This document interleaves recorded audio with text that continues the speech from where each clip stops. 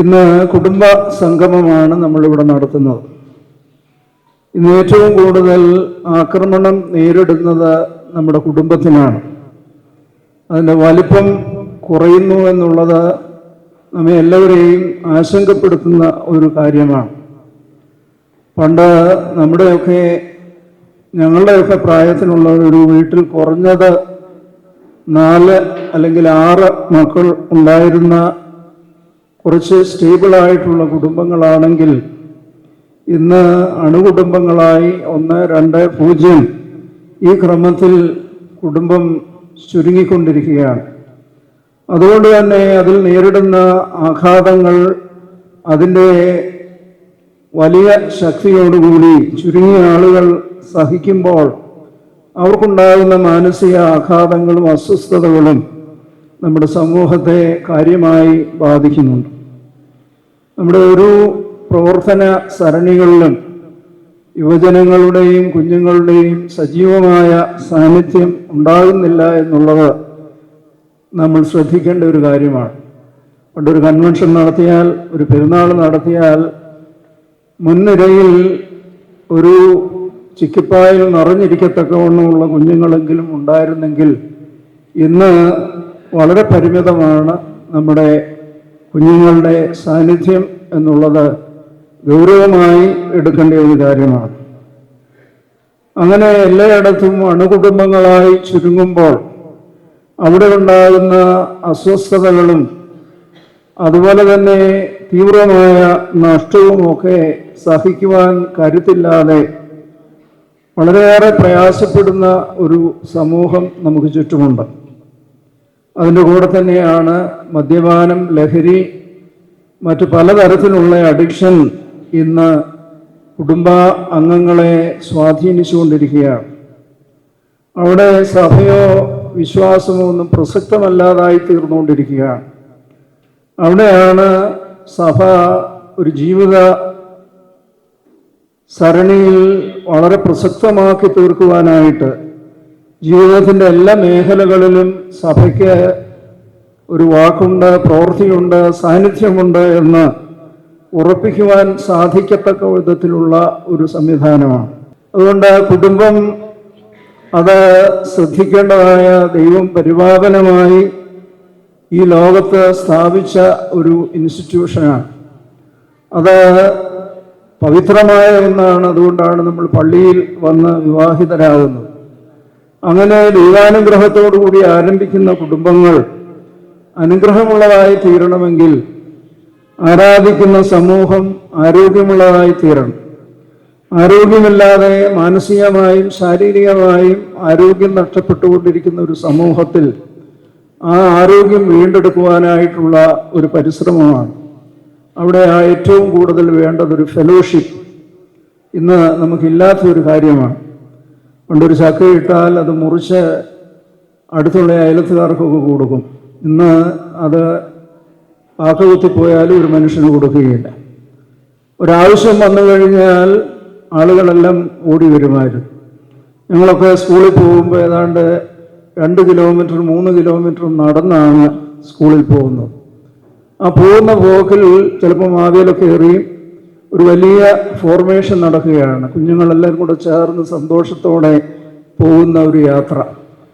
ഇന്ന് അവരെല്ലാവരെയും കൂടെ ഒരു ബസ്സിൽ കയറാവുന്ന അത്രയും കുഞ്ഞുങ്ങളെ ഒരു ഓട്ടോയിൽ അടുക്കി സ്കൂളിൽ കൊണ്ടിറക്കുകയും സ്കൂൾ വിട്ടാൽ ഉടനെ വീണ്ടും ആ ഓട്ടോയിൽ നിറച്ച് വീടുകളിൽ എത്തിക്കുകയുമാണ്. പിന്നെ അവരുടെ കമ്പ്യൂട്ടറോ മൊബൈലിലോ അവരുടെ ജീവിതം ആരംഭിക്കുകയാണ്. ഈ നിർജീവമായ ഉപകരണത്തിൽ അഭിരമിച്ചുകൊണ്ട് മാനുഷിക ബന്ധങ്ങളെല്ലാം നഷ്ടപ്പെടുത്തുന്ന ഒരു തലമുറ ഇന്ന് നമുക്ക് ചുറ്റും വളർന്നു വരികയാണ്. ഒരു വീട്ടിലൊരു കരച്ചിൽ കണ്ടാൽ അന്ന് എല്ലാവരും ഓടി ചെല്ലുമായിരുന്നു. അവിടുത്തെ കരച്ചിൽ എൻ്റെ കരച്ചിലൂടെയാണ്, അവിടുത്തെ സന്തോഷം എൻ്റെ സന്തോഷം കൂടിയാണ് എന്ന് കരുതിയിരുന്ന ഒരു സമൂഹമാണെങ്കിൽ ഇന്ന് വേലിയും മതിലും ഗേറ്റും ഒക്കെ ഇട്ട് വളരെ സെക്ലൂഡഡായിട്ട് ഏകാന്തതയിൽ താമസിക്കുന്ന ഒരു സമൂഹമായി നമ്മൾ ചുരുങ്ങിക്കൊണ്ടിരിക്കുന്നു. അതുകൊണ്ട് ഈ കൂടിവരവ് നമ്മുടെ ഒരു ഫെലോഷിപ്പ്, ഇടവുകൾ തമ്മിലുള്ള ഒരു ഫെലോഷിപ്പ്, കുടുംബങ്ങൾ തമ്മിലുള്ള ഒരു ഫെലോഷിപ്പ്, അതിനേക്കാളുപരിയായി ദൈവവുമായും സമൂഹവുമായും ഒക്കെ ഇടപഴകുന്നതിനുള്ള ഒരു ഫെലോഷിപ്പ് രൂപപ്പെടുത്തുകയാണ്. നമ്മുടെ ദുഃഖങ്ങൾ പങ്കുവെക്കുമ്പോൾ അത് നേർപകുതിയാവും, നമ്മുടെ സന്തോഷം പങ്കുവെക്കുമ്പോൾ അത് ഇരട്ടിയാവും.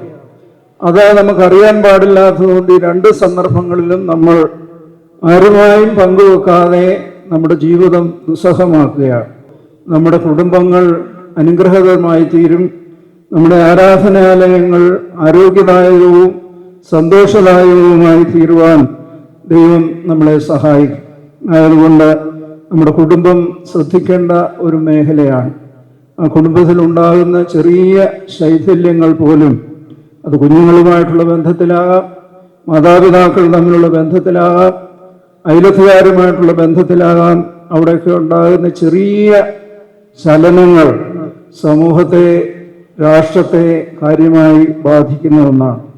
ആയതുകൊണ്ട് കാലഘട്ടത്തിനനുസരിച്ച് പ്രവർത്തിക്കുവാനായിട്ടുള്ള ഒരു കഴിവുണ്ടാകണം. എല്ലാവരും ചിന്തിക്കുന്നത് പോലെ ചിന്തിക്കാതെ വ്യത്യസ്തമായി ചിന്തിക്കുവാനുള്ള ഒരവസരം ഒരു കാലഘട്ടത്തിൽ, ഈ കാലഘട്ടത്തെ സത്യാനന്തര കാലഘട്ടം എന്ന് പറയുകയാണ്.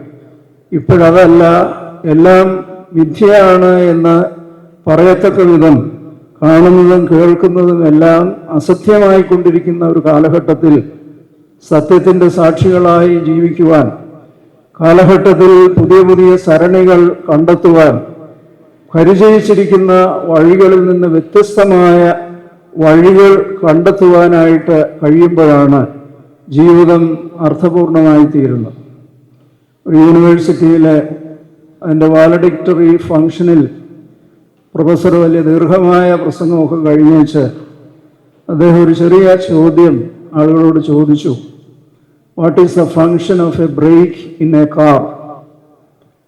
വലിയ എഞ്ചിനീയറിംഗ് കോളേജാണ്. എല്ലാവരും അതിൻ്റെ ശാസ്ത്രീയമായ അർത്ഥങ്ങൾ പറയുവാനായിട്ട് തുടങ്ങി. എല്ലാവരും സ്പീഡ് കുറയ്ക്കുക എന്നുള്ള ആക്സിസിൽ നിന്നുകൊണ്ട് കുറയ്ക്കുക, അപകടം കുറയ്ക്കുക, കുറയ്ക്കുക കുറയ്ക്കുക കുറയ്ക്കുക എന്നുള്ള ചിന്തകൾ മാത്രമാണ് ഉത്തരത്തിൽ എഴുതിച്ചിരുന്നത്. എന്നാൽ ഒരു കൊച്ചു പയ്യൻ എണീച്ച് പറഞ്ഞു, sir, I have a different answer. അവനോട് പറയാൻ പറഞ്ഞപ്പോൾ അവൻ പറഞ്ഞു, it is because of the brake I can run faster. ഈ ബ്രേക്ക് ഉള്ളതുകൊണ്ടാണ് വേഗത്തിൽ എനിക്ക് പോകുവാൻ കഴിയുന്നത്. ഇതുവരെ കുറയ്ക്കുക എന്നുള്ള ആക്സിസിൽ നിന്ന് കൂട്ടുക എന്നുള്ള ആക്സിസിലേക്ക് മാറ്റി ചിന്തിക്കുവാൻ സാധിച്ചതുകൊണ്ട് ആ പ്രൊഫസർ അവനെ അഭിനന്ദിച്ചു. അതുകൊണ്ട് ഭദ്രാസനങ്ങളിലായാലും ഇടവുകളിലായാലും ഭവനങ്ങളിലായാലും നടന്നു വരുന്ന കാര്യങ്ങൾ അതാവശ്യമാണ്. അതിൽ ബുദ്ധിയുള്ളവരായി ജീവിക്കണമെങ്കിലും കാലഘട്ടത്തിനനുസരിച്ച് വ്യത്യസ്തപ്പെട്ട് ചിന്തിക്കുവാനും അതിൽ ആനന്ദം കണ്ടെത്തുവാനും സാധിക്കണം.